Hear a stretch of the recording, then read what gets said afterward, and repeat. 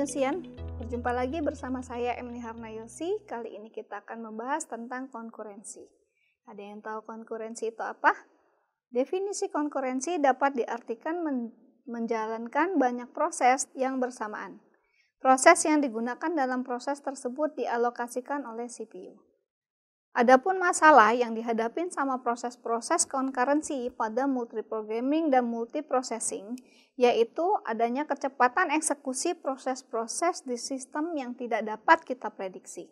Kecepatan proses pada sistem tergantung pada beberapa hal, antara lain aktivitas proses-proses lain, cara sistem operasi menangani interupsi, kebijakan dan penjadwalan yang dilakukan oleh sistem operasi.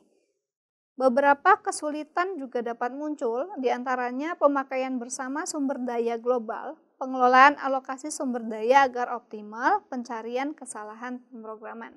Hal yang sering terjadi atau menjadi perhatian utama pada concurrency yaitu menjaga track dari proses yang sedang aktif, mengalokasikan resource, menjaga keamanan data dan resource, serta menjaga hasil dari proses yang bersifat independen.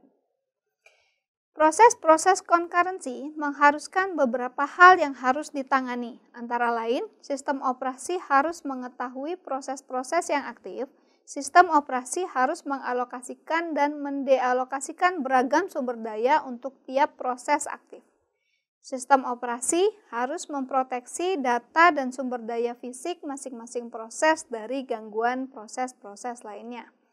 Hasil-hasil proses harus independen, terdapat kecepatan relatif proses-proses lain di mana eksekusi itu dilakukan. Pada dasarnya, penyelesaian masalah konkurensi terbagi menjadi dua, yaitu adanya mengasumsikan adanya memori yang digunakan bersama dan tidak mengasumsikan adanya memori yang digunakan bersama.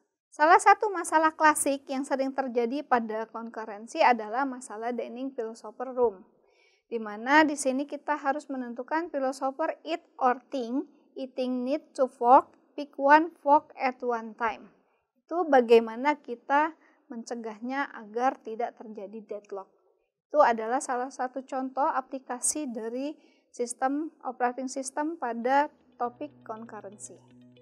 Demikian penjelasan saya mengenai concurrency serta konsep-konsep terkait. Sampai ketemu di video selanjutnya.